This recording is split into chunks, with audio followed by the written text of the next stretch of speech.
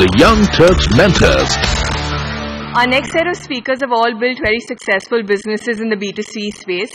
The first one up is a girl from Jamshedpur. She knew she always wanted to start up her own business. She didn't know in what. When she was with Spencer Retail and SAP, she was doing a research study and realized where she needed to start up, and it was the underserved women lingerie market. I would like to call up Richa to do this. She's going to talk about how to win over the woman consumer and how to make that 5-minute hurried, awkward chore into a comfortable experience. Women are complex. Everybody knows about it. Let's have this 5-point agenda saying, how do we address this? How do we get into securing a meaningful and a secure relationship with a woman?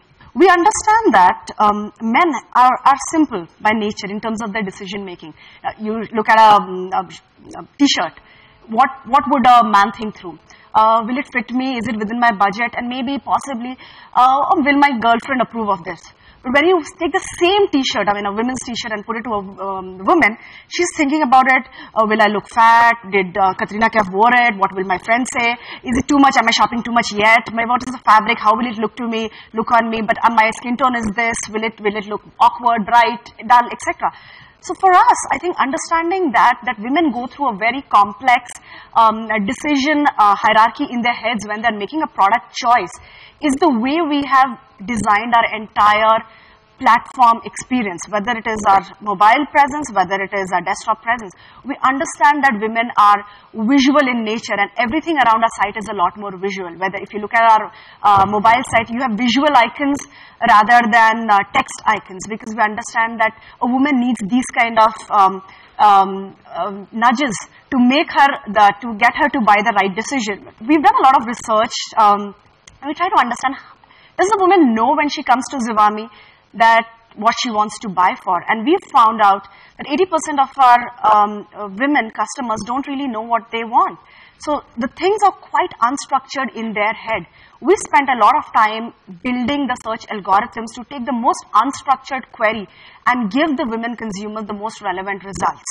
We also understand that women want to look good, and therefore our communication strategy is not about selling, is not about plain vanilla selling, but is about creating the hope of looking good, creating a desire for looking good, which basically means, hey, go, instead of saying buy shapewear at rupees X, we say going for a party, you could look, you could have a much more smoother silhouette if you wear this shapewear under your dress.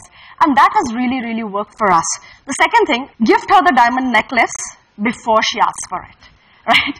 And so in our business, we're constantly challenging ourselves to kind of how to stay ahead of what a woman wants. Before she asks for it, we need to give it, which basically means predictability is the crux of what we do.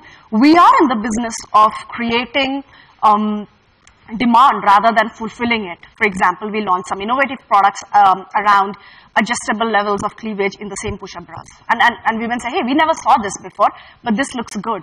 That allows you to be ahead of curve. That allows you to constantly be innovating and, get your women completely swooned over.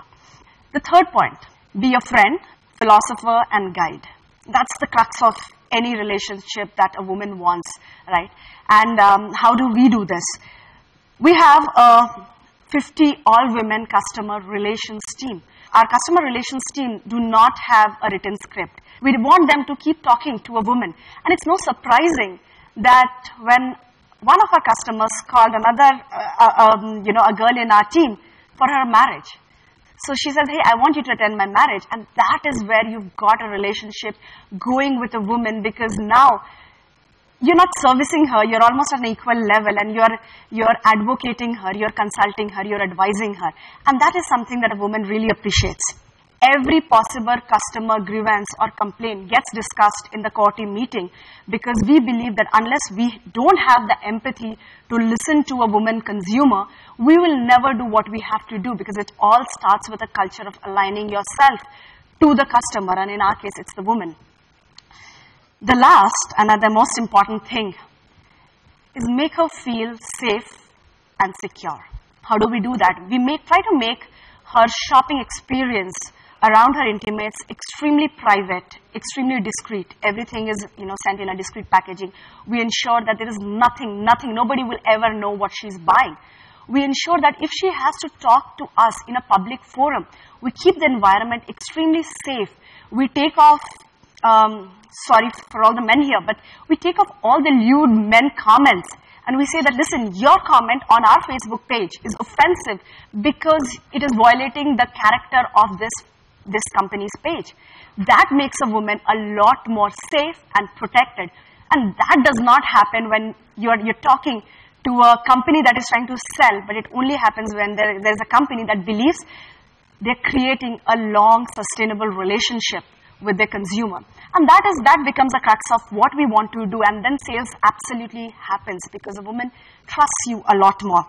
And thank you so much for giving me an opportunity to speak about what we do at Zivame. Back in 2010, a husband-wife duo sold their apartment to set up a business. They got 45 lakhs for that apartment, and they made a lot of quirky magnets. Husband, in a moment of doubt, asked his wife, what happens? We don't have a house, but we have all of these magnets. What are we going to do? Wife says, don't worry, we'll sell them at cost to all our friends and family over a period of time, and we'll recover our money. She ended by saying, what is it? It's just money, right? We'll get it back. When we featured them in 2010, Chumbak had made many times that 45 lakhs already. They are one of India's most recognizable quirky brands. Let's invite Vivek Prabhakar, co-founder of Chumbak, on stage. I've always had a lot of career options in my mind, or I thought. And, if you look at the chart, train driver, ice cream taster, pilot.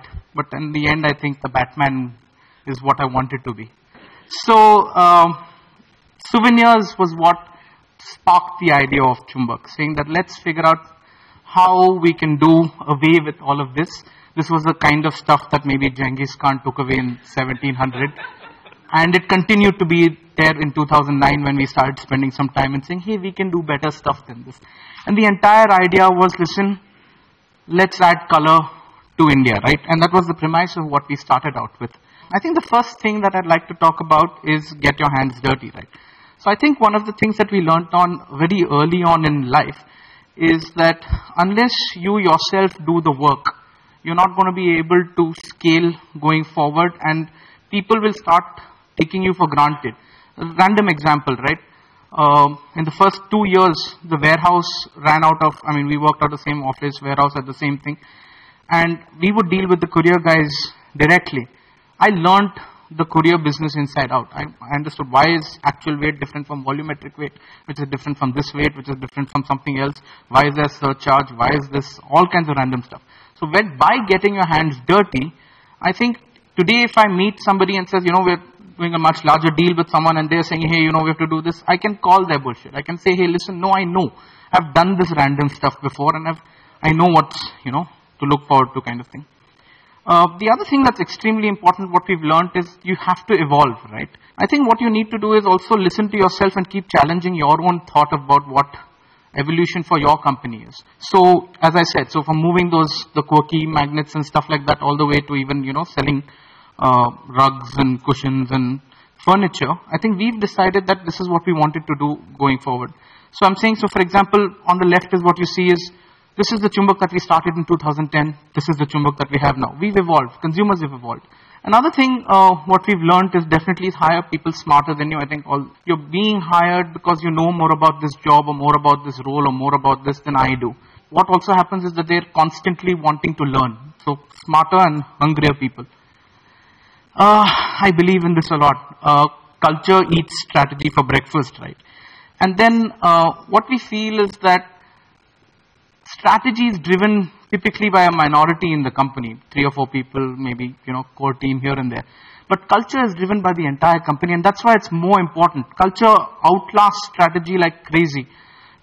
You may one day be selling something else and you're strategizing that, hey, let's do this. But the culture is what allows you to evolve, what allows you to, have huge experiments and go on. So risk, I think, is an amazing word.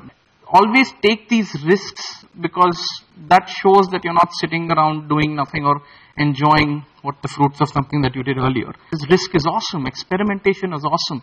If you don't experiment, you will not fail. For example, one of the things that I say is that good today is better than perfect tomorrow.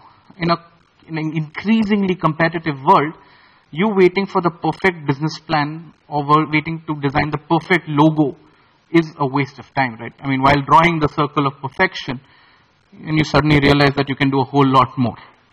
I think the last 10th thing that we've learned is have fun, be random. Let the company give freedom to people in the company to run side projects, to be entrepreneurs, and let them think like that. So I think I just got one example of us being random. Are these stickers on Facebook? It actually came about from some of the discussions that we were having. I'd like to say chai, but it was beer. Saying that, why should I be texting people with a Snoopy thing or a Garfield thing, whereas we say it very differently in India, right? We use a lot of colloquial, we use a lot of regional languages while chatting, and there's a lot of, slang that's been used. So we decided to call up Facebook and said, we called them at Menlo Park and said, hey, listen, we have this idea that we'd like to do India-focused emoticons. It's never been done before. And they said, oh, are you a media company? Are you a character design? I said, we are none of that. But this is something that's really, something that we want to take on. So we launched the first one, Chumbak Expressions, and Chumbak's Back, and then find another character design. Random thing like this, over 3.5 million people a day use it. And that's just amazing. We don't make any money out of it, but it just gets the word out there, and it's like a satisfaction of having done something random and having fun while doing it, right? That's it. Thank you so much.